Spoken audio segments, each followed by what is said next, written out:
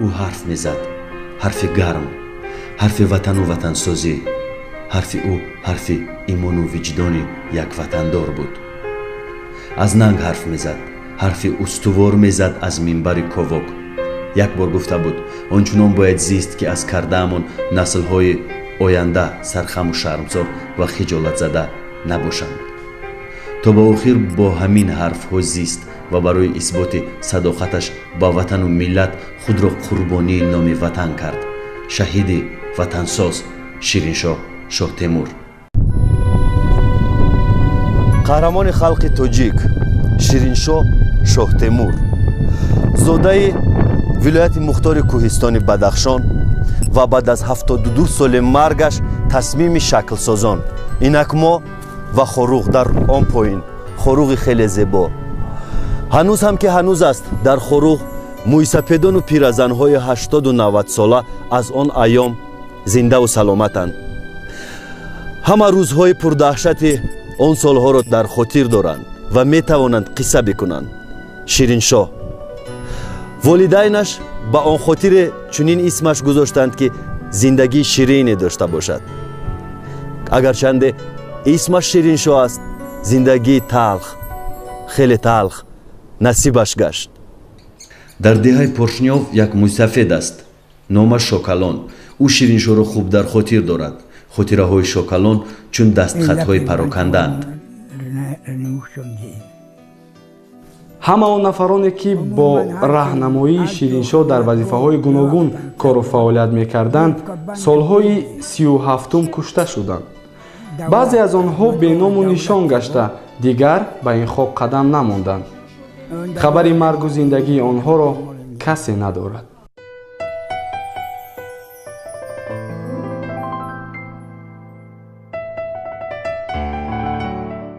کوهستان بدخشان، قلعه‌های مغرور، آب‌های زلال و تازه‌ترین هوا. در آغوش این همه او بلوغ کرد. بچگیش از زیبایی و ایمنی تهی بود، زیرا او و بچه‌های همسالش کودکان زمان تحولات بودند. تحولات سیاسی در شکل گذشت از یک ساختار به دیگر. زمین کن داشتند، اما سنگ و سلو، زندگی بسیار با مشقت گذراندند. کمبغل بودند. انا بابایم، پدرم به من چنین گفت که وقتی که مادرمون وفات میکرد ما میده بودیم، معنی مردن ندانستی که مردن چی است، بازی میکردیم. بعدتر کلون شدیم و پدرم در سنی، پدرم گفت که اگر شیرینشاه شاه تیمور 12 ساله می بود، من 14 ساله بودم که پدرم از دنیا رفت. زندگی بور مو برادرم بود کلونتر، محمد اسلام بود، زندگی مو به سر او افتاد. اویلای کلان سالهای سخت پیش از انقلابی، باریگران یتیمی و او و یک خانه یتیم، او و یک دنیا علم. برادر کلانیشون معقول شاه بود و شاه مسلم و محمد اسلم و شاه غضنفر و شیرینشاه و بابوسو. 6 نفر. با خواران دیگر یکی بلقیس بانوی و دیگر حسنی بانوی و اسم بانوی و انا سویرموی و با اوینمو. 5 دیگر خواهر دوستند. دورو و ثروتمند نبودند. در میانه کوهسار در آن همین کلبه گلین زندگانی میکردند. اویلهشون خیلی کلان بود، عبارت از 11 نفر، 6 پسر و 5 دختر. برادران شیرینشاه به طور فاجعه‌ای پای هم فوتیدند. یکیش را در زمان همون رزم‌های انقلابی در درواز پراندند. 2 نفر دیگرش سرحد را عبور کرده به افغانستان رفتند و آنجا به نام و نشان ماندند. راجع به آنها دیگر هیچ معلوماتی نیست. یک برادر دیگرش بر اثر یک بیماری فوتید. شیرینشاه تنها با یک برادر دیگرش زنده ماند. تقدیر او را اول به ناداری یتیمی و سپس به گرداب مبارزه های انقلابی آورده بودند. شیرینشاه شاه تیمور از کارگری حادثه کرده تا وظیفه های بلند دولتی، هانکس همه وقت در غم ملتی. وزنین یتیمی بر دوش، شیرینشاه 10 ساله خود را به مهنت زد. меҳнат мекард то хоҳаракони зебош аз чизе кам набошанд. аввали садаи 20 зиндагонии мардуми оддии осиёи марказӣ гарону тоқатшикан буд.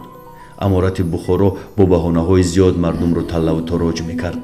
ҳукумати подшоҳии рус дар ин миёна аз қудрати худ салом мезад. шириншоҳи наврас ҳамон вақт қудрати сиёсат ва нерӯи таҳаввулпазири зеҳниро хуб эҳсос мекард. онҳо аз як мактаби хурди рус ки дар назди отряд ҳатто аз давраи подшоҳии рус дар ин ҷо ҳамон мактаб арзи вуҷуд дошт аст ва баъдан баъди инқилоби октябр ин мактаби вай буд ятимон ва падари манам ҳатто дар ҳамин ҷо таҳсил мекардааст ва борҳо нақл кард ки ана баъди хатми ҳамин мактаби интернат онҳоро фиристоданд ба мактабҳои Ленинграду Москву. баъди аз ҳамон ҷо дар институтҳо дохил шудану онҳо кадрҳои аввалини ҳукуматӣ буданд.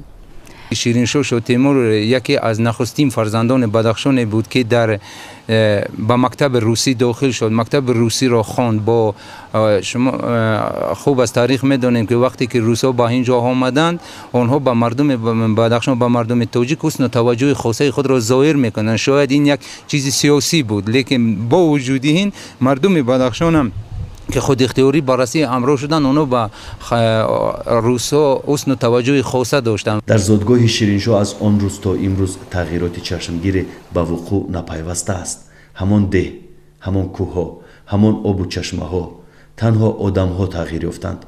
خلق و خوشون، دیدشون، معرفت و مدنیتشون. دو دهه رو دریا از هم جدا میکند. از آن طرف دریا مرز افغانستان است، از این طرف دریا مرز تاجیکستان. ما در دهه پورشنیف قرار داریم. انیخترش در بلندی این دهه قرار داریم. دهه خیلی خردکک، سرسبز و زیبا. محض در همین دهه سال 1899 قهرمان خلق تاجیک شیرینشاه شاه تیمور چشم به عالم هستی گشوده است. آن وقت ها سرحد نبود و مرکز این دهه و دهه های اطراف در آن طرف دریا بود، در قشلاق بار پنجقلا که با اولوسوالی شغنان شامل بودند همهشان. وقتی که سرحد گذاری کردند و سرحد بندی کردند، مرکز این دهه و دهه های دیگر یعنی دهه عظیم و خیلی زیبای بر پنجقلا از آن طرف مرز در سرزمین افغانستان ماند. این دهه خیلی خردکک است و در زمان کودکی و نورسی و سین مکتبخانه شیرینشاه شاه تیمور مکتب ها وجود نداشتند. در خانه های شخصی مدرسه های تشکیل کرده بودند که بچه ها آنجا رفته درس میخواندند. شیرینشاه شاه تیمور نیز در همین دهه در یکی از خانه های شخصی که با همچون مدرسه استفاده میشد تحصیل کرده است. در سن نورسیش او الکی در اتریاد سرحدبانان برای حفظ این مرز و بوم کمر بسته بود. در اتریاد نزد سرحدی پامیر روس‌ها زیاد بودند. شیرینشاه از همان آوان زبان روسی و مدنیت و معرفت این مردم را آموخت. بله، بعضی چیزاشون من برای همین گفتم که از بس که او با روسا رفت آمد کرد، لباس پوشیش تغییر البته یافت. او لباسهای خیلی شینم را به بر داشت، خیلی شینم را به بر داشت و خیلی آزاده میگشت. من شیرینشاه را از دوره مکتبخانیش میدونستم. میدونم که در ابتدا اینجا میخوند و بعد در توشکند تعلیم گرفته بود. در نتیجه کار و فعالیتشان در شهر تاشکند او با حرکت‌های انقلابی پیوسته بودند و بعد از آن او در شهر تاشکند به صف حزب کمونیستی هم داخل گردیده بودند. سالهای اول انقلاب هر یک واژه و نوشتجات فارسی بدون محتواش در شکل کندکاری و حقاکی میتوانست غضب انقلابچیان را بیدار سازد. در پایان دهه پارشنیوی بدخشان چشمه است با نام ناصیر که تاریخ عجایب دارد.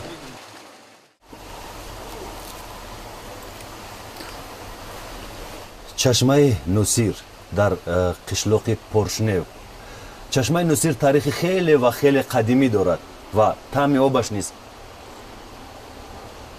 نهایت لذیذ است. شیرینشاه نورس اطراف آن همین چشمه بزرگ شده است و نوشیدن آب را از این چشمه خیلی دوست می داشت. ватанашро дӯст медошт, хокашро дӯст медошт, ин марзу бумро ҳамагӣ дӯст медошт. ривояте ҳаст ки ин чашма таърихи тақрибан 1000 сола дорад ва мутааллиқ аст ба зиндагии пур аз шурушари шоири забардаст Носири Хусрави Қабодиёнӣ. дар наздикии ин чашма боз як санге ҳаст бо навиштаҷоти форсӣ. бо хати форсӣ дар рӯи санг рубоиҳои хеле зебое навишта шудааст. аммо дар солҳои репрессия, дар солҳои 30 то 37 ин сангҳоро бошандагони ин макон бартараф карданд, сангҳоро дар замин гур карданд, зеро сангҳо ҳамчун як нишонаи тамаддун, нишонаи тамаддуни қадимии миллат метавонистанд чандинҳоро ба коми марг бикашанд. ба ҳамин хотир сангҳоро зери замин гур карданд ва чун репрессияи сталинӣ бартараф шуд, сангҳоро аз нав бароварданд ва имрӯз сангҳо дар канори чашма ҳамчун рамз аз бузургони мо мондаанд ки ҳамагон ба ин ҷо меоянд, зиёрат мекунанд ва оби ин чашмаро менӯшанду мераванд ба роҳи зиндагии худ. дар давраи репрессия сангора ҳамдиягони мо дар ҳамин ҷо карданд. вақте ки чашмаи носир аз нав сохтем, ҳамин санга аз ҳамон ҷо ёфтем, хайра дар хок тар буд, нафаҳмидем шикасте мера. нисфи санг шикастагӣ шуд. дар ин сангҳо пандои ҳазрати ҳофиз навиштагӣ. бачаҳои деҳа монданд канори чашма ва аз байнашон танҳо Шириншоҳ рафт ба Тошканд барои таҳсил, аммо қаблан мактаби меҳнати педагогиро хатм карда буд. дар ин миёна шахсони саркардаи Поршнёв масъалаи хонадоршавии Шириншоҳи навҷавонро ба миён гузоштанд. ятим ки буд, такя ба андешаи пирони деҳ мекард. роҷеъ ба зиндагии шахсии Шириншоҳ Шоҳтемур аз маъхазҳои таърихӣ маълумотҳои зиёдеро ба даст овардан мумкин аст. дар маъхазҳои таърихӣ дар бораи зиндагии шахсии Шириншоҳ Шоҳтемур омадааст ки ӯ бо як духтараки зебои русзабон шарқшинос Киселёва Александра Михайловна издивоҷ кардааст. хуб ҳамсақфиву ҳамхонагии ӯ якчанд сол бо ин духтараки русзабон идома ёфтааст ва онҳо дар натиҷаи ҳамхонагишон соҳиби 2 фарзанд шуданд. ошиқи ҳам буданд, ҳамдигарро дӯст медоштанд. аммо ба қиссаи Киселёва Александра Михайловна метавон баъдтар баргашт. шояд ҳамагон надонанд ки ин издивоҷи дуюми Шириншоҳ Шоҳтемур буд. издивоҷи аввалаш дар зодгоҳаш сурат гирифта буд.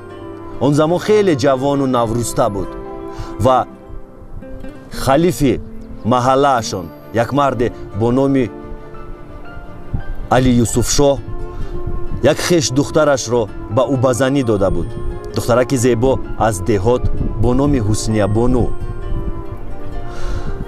аммо қазову қадар, қисмат нагузошт ки як бачаи ҷавон бахташро нигаҳ дорад. дар ҳавои ҳама накбатҳо, ҳама мушкилиҳо, зиндагии якҷояи онҳо барҳам хӯрд. бале, ҳамсари якуми Шириншоҳ помирдухтаре бо номи Ҳусниямоҳ буд. ҳусниямоҳ духтари амаки ман мешавад. он вақтҳо як нафар шахси соҳибэҳтиром ва такводор бо номи Юсуфалишоҳ деҳаи Поршневро солорӣ мекард. маҳз Юсуфалишоҳ иқдоми хонадоршавии Ҳусниямоҳу Шириншоҳро роҳандозӣ кард. онҳо хонадор шуданд. дар бораи издивоҷашон аст ки зани ҳаввалаш зодаи Бадахшон будааст ва ҳатто шояд аз хишонаш буд ва баъдтар ӯ бо зани рус оиладор мешавад.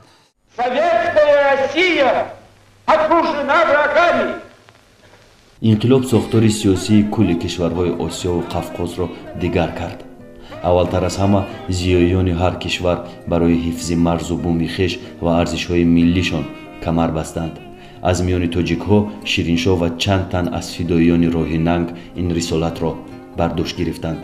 аз ҳамин хотир ӯ рафт барои расидан ба охири ҷода. ҳусниямоҳ дар Помир монд ва Шириншоҳро ранҷҳои дигаре дар пеш буд. корманди қатории роҳи оҳани Тошканд, дигар корҳои вазнин дар фабрикаҳои навтаъсис меҳнати шабона рӯзӣ ва камии фурсат. ин буд зиндагии як бачаи навзан. فکر میکنم و همون پیران هم چنین نقل کردن که همون دخترک نخواسته است که از حدود بدخشان برآید. اون برای وی زبان ندانسته است، برای وی یک چیز وزمین بوده است که از حدود بدخشان برآید. یکی سبب خواهی است. دوم پدر و مادران ممکن نمیخواستند پدر وی که به ملک بیگانه برود. و سیوم ما گفته نمیتوانیم که آنها ممکن جدا شده، ممکن آنها بعد جدا شدند و در همون وقت آنها جدا نشده باشند. چون شیرین شاه رفت در همون وقت دیگر یگان واسطه علاقه با بدخشان نبود. سالیان زیادی از شیرین شاه درک نبود. چون ما میدانیم که شیرین شاه نه تنها در تاجیکستان کار کرد و در ازبکستان کار کرد. آنها تقریبا یک سال زندگی کردند. سبب جداشویشان فقط نبودن شرایط بود. شیرین شاه شرایطی در پامیر ماندن را نداشت و در این برابر نمیتوانست که حسنی ماه را با خود به روسیه برد. آن زمان او آنجا میخواند. خیلی کمبغل بود. طی 3-4 سال نتوانست به پامیر بیاید و خویشاوندان دختر طلاقش را ستانیده او را به میرزابک نامرد به شوهر دادند. حاصل این همخانگی چیزی نیست. آنها فرزنددار نشدند. کسی در این میانه گناه ندارد میگوید شاه کلام. زندگی دشوار بود. شرایط نبود. فهمیش و عقل عامه دیگر بود. زندگی یک جایه این دو جوان نوروسته رو ذلیلی و کمبغالی محو کرد. سراغ حسنی ما رو گرفته با یک دهه دوردست شغنان رفتیم. معلوممون بود که در قید حیات نیست. با هر وجود تشنگی کسبیمون رو باید میشکستیم. یک خیش دورشون رو پیدا کردیم. وقتی که من به جان شیرین شاه شاه تیمور به شفر برآمدم، علاقه خویش و تباران آنها از بدرگه اوش به وطن برگشته بودند. من تنها همسر روس زبانش را در خاطر دارم. فرزندان زن اولش نیز در آن دهند، اما نه شیرین شاه بلکه از شوهر دوم. پس از این همه شکست ها شیرین شاه تقریبا 8 سال دیگر مجرد گشت. روبروی همه مسائل رخ زده تنها بود. تحصیل که پس سر شد پیش چشم وظیفه و عهده‌داری های نو پیدا بودند. از سال 1921 تا سال 1923 رئیس کمیته ریولوسیونی، همزمان رئیس سگانه حربی. از سال 1923 تا سال 1924 کارمند زیرشعبه اقلیت‌های ملی کمیته مرکزی و رهبر اتحاد کمونیستان تاجیک. بعدا نماینده هیئت تدارکات کمیته مرکزی ازبکستان در تاجیکستان. سال 1927 نماینده وکالتدار جمهوری مختار تاجیکستان. سال 1929 کاتب اول پارتیوی در کمیته مرکزی تاجیکستان. سال 1930 دومین کاتب کمیته مرکزی جمهوری الکای الوهیده تاجیکستان. اما این الوهیدگی و از مختار همسایه رها شدن کاری آسان و بخوف نبود. اولا از چی شروع کرد؟ چی راهی رو پیمود تا ما بشویم؟ او تا دعوا نموده بود که چرا بعد اونی که کنستیتوسیای سالهای 20 در و جمهوری ترکستان برگزار گردید چرا درباره اقلیت ملت تاجیک یگان گپ و گزاری وجود ندارد؟ اولا اونی که با این زبان ملی نه فقط در تاجیکستان گپ میزنند بلکه این چنین در افغانستان، در هندوستان، در پاکستان، در ایران با این زبان گپ میزنند و آن را انکار کردن ناممکن است و برای اتحاد شوروی ضرور است که به مسئله زبان ملی تاجیکی باید و اعتبار جدی تید. باز میگه پان ترکستان دعوا دارند که سلطنت امیر بخارا سرنگون شد. البته از بس که سلطنت امیر بخارا سرنگون شد و خود زبان دوره امیر منقط زبان اون وقته تاجیکی بود. امیر سرنگون شد، این زبان هم باید سرنگون شد. و شاه تیمور بعد از این نوشته است که در روسیه پادشاهی میگن نیکلای هم امپراتوری روس سرنگون شد، زبان مادریش روسی بود. اکنون چه حکومت شوروی زبان روسی را زبان نیکلای گفته آن را سرنگون کند می. حرکت‌های پان ترکیستی به سرنشینان روس اطلاع می‌دادند که ما ازبک‌هایی هستیم که زیر تاثیر فرهنگ ایرانی‌ها مانده ایم و ریشه‌مان ژرف نیست. و وقتی که خود تاجیک همین خیل بگوید پس نمایندگان ملت روس در این تقسیمات چه عیب و گناهی داشته بودند. اما چون این شخصیت‌های برجسته تاریخی هم بودند مثل شیرین شاه شاه تیمور، عبدالقادر موحیدینوف که آنها یگان بار در یگان شناسنامه‌شان خود را ازبک ننوشتند و آنها به ملت تاجیکی خود وفادار مانده بودند. ватанфурӯшонро дар атрофаш медид ва бо онҳо ҳатто гуфтугӯ ҳам мекард. доимо аз боби нанг ҳарф мезад, нанги миллӣ. ҳарфҳош ба гӯши ношунавои бархе аз нафспарастон намерасид. ҳатто дар ҳама варақаҳои шахсияш муҳаббати бепоёнаш бо ҳусни хати худаш нигошта шудааст. дар он вақтҳо як савол маъмул буд дар варақаҳои шахсӣ ки дар куҷо кор кардан мехоҳӣ. аксаран роҳбарони ҳизбиву давлатӣ ҷавоб медоданд ки дар қатори ҳамеша дар қатори ҳизб дар сафи ҳизб бошам бо мақсади мансабталошӣ. ягона шахсе ки ба таври дигар ҷавоб додааст аз миёни тоҷикон ин Шириншоҳ будааст. гуфтааст ки куҷое кор кардан мехоҳӣ? гуфтааст ки куҷое бошам бо тоҷикон бошам. дар ҳамаи варақаҳои шахсӣ ҳамин тавр навишта шудааст. як мисол мебарам, мегӯяд ки миллати қирғизҳо дар ҳосиёи миёна то на он қадар яъне чиз аст, зиёд аст, вале тоҷикон вайҳо дар худ мактаб доранд, лекин тоҷикон дар худ мактаби ки бо забони тоҷикӣ аст надоранд. ба ҳамин хотир мегӯяд ки бояд дар ҳудуди тоҷикистон, дар ҳудуди туркистон ки миллатҳои яъне халқиятҳо ва миллати тоҷик зиндагӣ мекунанд, бояд мактабҳо кушода шаванд. чун инқилобро авҷи хунрезиш хотима гирифт, зиндагӣ ба як маҷро даромад ва Шириншоҳ яке аз аввалтарин шахсонест ки масъалаи таъсиси мухторияти Тоҷикистонро ба миён гузоштааст. ҷонбозии Шириншоҳ Шотемур буд ки соли 1924 ва комитети иҷроии марказии Туркистон ва қарори ҷумҳурии вилояти мухтори Тоҷикистонро дар ҳайати Ӯзбекистон қабул карданро ва қарор қабул намуд ки он бояд ба ҳайати Ӯзбекистон дохил шавад. маз заҳмати Шириншоҳ Шотемур буд ва инчунин заҳмати Шириншоҳ Шотемур буд ки вай вилояти мухтори Кӯҳистони Бадахшонро таъсис дод. вай ҳайати этникии мардуми Бадахшонро ба назар гирифта кӯшиш намуд ки барои Бадахшон вилояти мухтор диҳанд, зеро ки вай то ҳатто чунин ҷонбозиҳоеро карда буд ки бояд дар Бадахшон алифбои бадахшонӣ ҷоно кунонда шавад ва барои мардуми Бадахшон ҳуқуқ дода шавад ки онҳо бо забони маҳаллии худ вай эҷодкорӣ конанд. Тоҷикистон ки аз банди мухторӣ бадар шуд, Шириншоҳ назди кумитаи марказӣ як масъалаи басо муҳим ва таърихиро гузошт. он вақт ҳудуди хуҷанди имрӯза шомили ҷумҳурии Ӯзбекистон буд. Шириншоҳ омилҳои милливу фарҳангӣ ва иҷтимоиву иқтисодии минтақаро омӯхта масъалаи ба ҳайати Тоҷикистон гузаронидани ҳавзаи суғдро пешниҳод кард. мардонаву ҷасоратмандона то амалишавии пешниҳодаш сахт пофишорӣ кард, варна суғдро низ қисмати Бухоро ва Самарқанд эҳтимолан раҳ мепоид. дар масъалаи яъне хуҷанд, дар масъалаи яъне баргардондани он аҳолиҳо яъне минтақаҳои аҳолинишини тоҷикзабоне ки буданд, маълум аст ки то соли 1930 зиёди сурхандариён низ яъне бо қарори он вақтаи ҳукумати шӯравӣ баргардона шуд, лекин баъди чанд муддат бо он қарор чиз шуда буд, аз нав баргардонда шуд. барои рушди миллаташ тақозо аз замон накард, таваккал кард ки басо хатарҳо дошт. рӯзномаи овози тоҷик маҳз тавассути ҷонталошиҳои ӯ бо забони зебомон нашр мегардид. барориш он рӯзномае ки дар як ҳафта як маротиба ҳаст, ӯ барои ин мардуме ки он ташнаи дониш, ташнаи яъне мактаб, ташнаи яъне давлати худ ҳастанд, барои онҳо ин як чизи басанда нест ва онҳо мехоҳанд ки ин рӯзнома бояд камаш 3 маротиба нашрӣ карда шавад. номаи Шириншоҳ Шотемур ба Сталин. атрофи ин нома сару садоҳо зиёданд. ҷое омадааст ки номаи мазкур 12 замима дошт. номаи таърихиву тақдирсоз буд.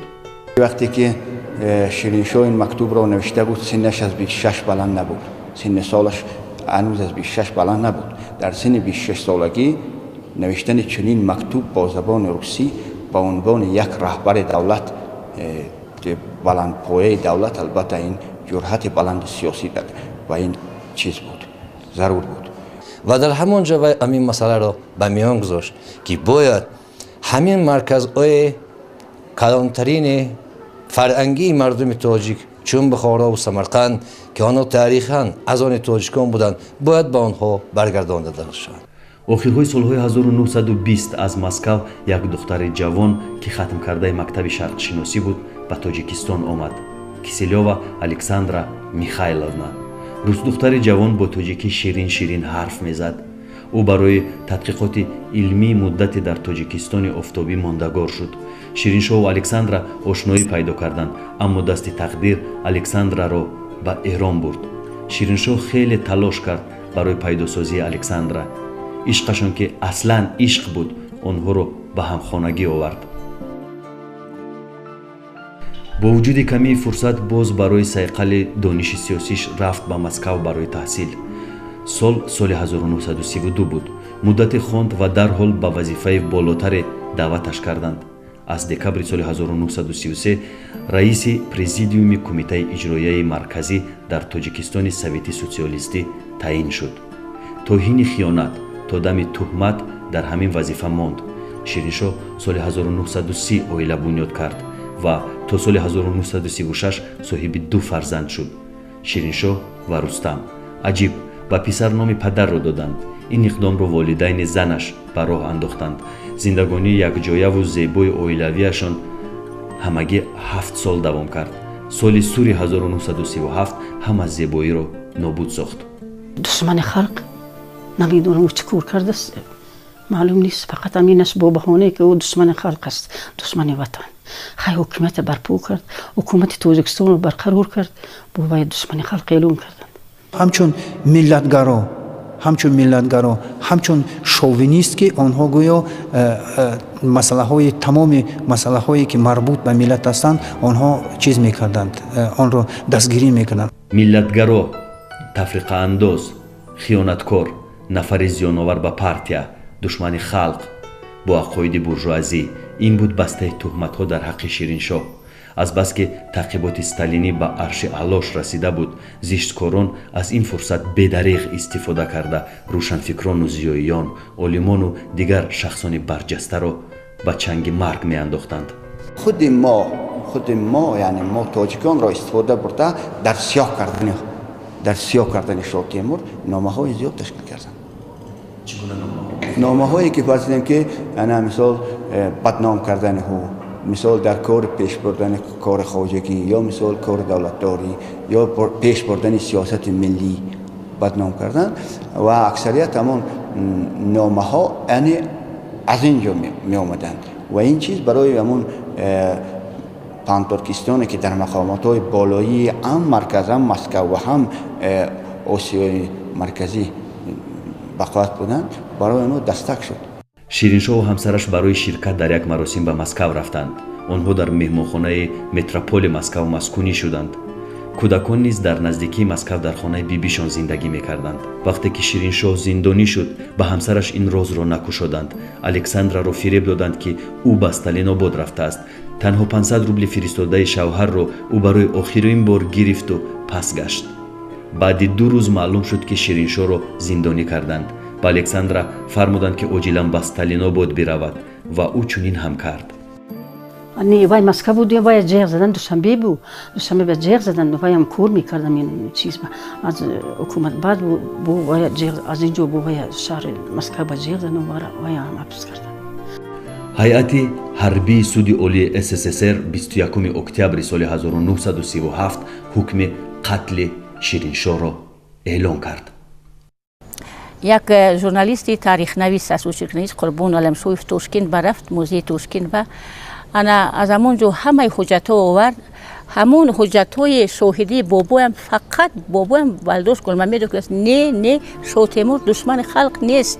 Шоҳ Темур ҳамаи ҷумҳурии Тоҷикистон душман гӯед, Шоҳ Темур душман нест. вай як одами адолатпарвару ҳамин як ҳақиқатҷӯ буд. баъди як ҳафта, дақиқтар 27 октябри ҳамон сол ӯ дар Москав бераҳмона парронда шуд. онҳое ки дар бадном кардани Шоҳ Темур дигар ҳамсафарони ӯ иштирок карданд, мушоҳида мекунӣ ки баъди бадном кардан онҳоро аз байн бурданд ва ҳамон машинаи аз байн баранда онҳоро ҳам бо аз байн бурд. чунки онҳо дар қатори дуввум буданд. اینها در قطار یکم بودند، قطار دوم استفاده بردند برای بدنام کردن اینها و ثانی همون ماشین اینا را با دست اینا از بین برد. ثانی این ماشین این قطار دوم که ضعیفتر بود اینا را به زودی از بین برد. باغشو بندی شاید عبدالله شو زینه شاید که اونا خیلی جوان بودن، اونا میتونستن باز برای ملت خود خدمت صافدلانه کنن، ولی متاسفانه قرار الکی اجرا کرده شدگی بود. زندگی تلخی الکساندرا الان شروع شده بود. او را و خویشاوندانش را به هر جا بدرغه کردند. الکساندرای محکوم گشته در شخته های سیبیر غلاموار کار میکرد. فرزندان با بیبیشان در دهه لپسینوی نزد مسکو ماندند و تنها همسایه های مهربان یک برده نان یا یک چینی شوربا برایشان می آوردند و بس. مادر باشد زندانی بود. همان وقتها خویشاوندان بدخشانی شیرینشاه نیز روزی خوشی ندیدند. فقط یک پدرم اینجا بموند اون دوره. قطعی فرزندان و قطعی همون خیش تبانو، همه این نزدیک خیش تبانو همین موی دیکابر که همه فرور کردن. برای 24 ساعت وقت دودند. همه‌شان روز زمستان سال 1937 از خاک دیار بیرون کردند. طبق فرمان در ظرف 24 ساعت در دهه پرشنوی بدخشان باید از اولاد شیرینشاه کسی نمیماند. فرمان بود که همه آنها را به دشت‌های خشک و تفسیده قرقیزستان برند.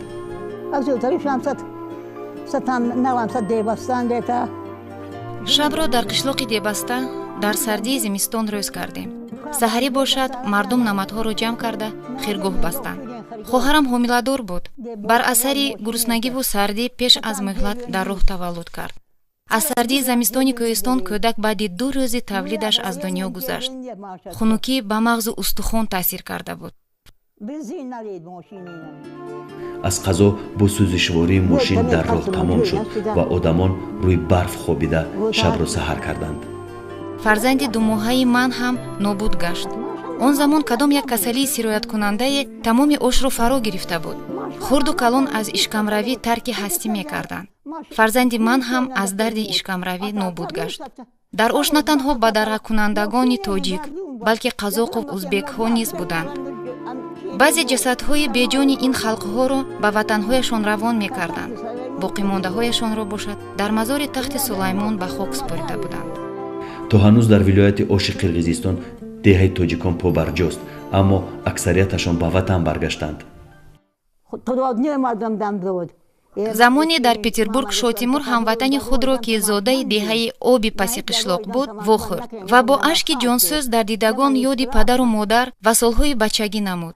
گفت که در کودکیم در آن مکان پادبانی می کردم و مادرم پیاده مسافه دور را طی نموده به من خوراک می آورد تا از گرسنگی به فلاکت دچار نگردم. 3 سال پس الکساندرا به فرزندانش نامه نوشت که برمیگردد. فرزندان انتظار بودند، اما حین بازگشت نظارتچیان در قطاره الکساندرا را بازداشت کرده به کراسنویارسک فرستادند. اجباراً کارهای سنگین و سخت را اجرا میکرد. او باز 4 سال دیگر حبس شد. بعداً برگشت، اما اجازه بازدید را با فرزندان به او ندادند. گفتند که زن دشمن خلق نباید با فرزندانش باشد. الکساندرا از درد فراق به کس و کوی به متکا و سایگاه سال 1944 فوتید. شیرینشاه را بعد مرگش سال 1956 سفید کردند. بیگناهیش اثبات شد، اما دیر. رنج‌های مادر اذیت کشیده، یتیمی 2 طفل بیگناه، آوارگی‌های 2 اولاد به جبران ماند.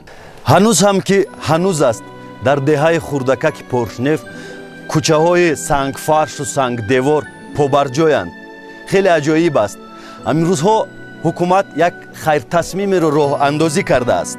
میخواهند در جای آن همین دهه در زادگاه شیرینشاهی شاه تیمور با نام شیرینشاه شاه تیمور یک شهرک بسازند، یک شهرک خیلی آباد و زیبا و تدریجاً این کوچه ها را به کوچه های وسیع و خیلی زیبا تبدیل بدهند. آخر آرزوی او همین بود که کشور را شکوفا و سرسبز بیند، آباد بیند. در یکی از جلسه های کمیته مرکزی در میانه سالهای 20 او با اصرار و هیجان با محبت خیلی زیاد گفته است ما باید کارو کردهمان، رفتارمان، عملمان آنچنان باشد که نسل‌های بعدی از این فعالیت ما، از کارو کرده ما شرمسار و خجالت زده و سرخم نباشند. بعدها که اختیارمان را به دست آوردیم با این مرد عالی‌ترین عنوان را سزاوار دانستند. با قرار رئیس جمهور امام علی رحمان پس از مرگش шириншоҳ бо ордени дӯстӣ мушарраф ва пасон қаҳрамони халқи тоҷик эълон гардид. ин қаҳрамони талхқисмат бо исми шириншоҳ ҳамагии 1 сол қабл аз маргаш ба зодгоҳаш омада буд, яъне соли 1936. вақте ки омад, хоруғ ид дошт. ҳамагон аз хушнудӣ меболиданду мефахриданд. шириншоҳ аз мардони деҳа, аз ёрону рафиқонаш хоҳиш кард ки барояш як асп биёранд, то атрофи хоруғро, кӯчаҳои дӯстдоштаашро, дараҳои писандидаашро сайру гашт кунад. шояд чизеро эҳсос мекард ӯ. барояш асп оварданд, сайру гашт кард, аз мансараҳо бархурдор шуд ва ба ҳангоми шом, вақте ки мардҳо, рафиқонаш сарҷамъ менишастанд, таклиферо ба миён гузошт. хоҳиш кард ки як доирабазмеро шурӯъ кунанд. ӯ садои доираро хеле дӯст медошт. азбаски дар маҳфили мардҳо ягон асбоби мусиқӣ набуд, доирае набуд ки бинавозанд. лаълиҳои хӯрокхӯриро гирифта ба доиранавозӣ шурӯъ карданд. садои доира дар миёни ин кӯҳсорони қомат афрохта танин меандохт. ҳамагон хушҳол буданд. аммо ин вопасин садои доира буд дар ҳаёти қаҳрамони миллат шириншоҳ шоҳ Темур. ва аз ин пас баъди 1 сол бо туҳмат душманонаш ӯро ба қатл расонданд. инак ӯ нест, аммо ватану ватандоронаш, пайравону арҷмандонаш, додарону хоҳаронаш, бародарону фарзандонаш мисли панҷаи як такдарахти сабзу азим нумӯ доранд. пас ӯ ҳаст ва хоҳад монд.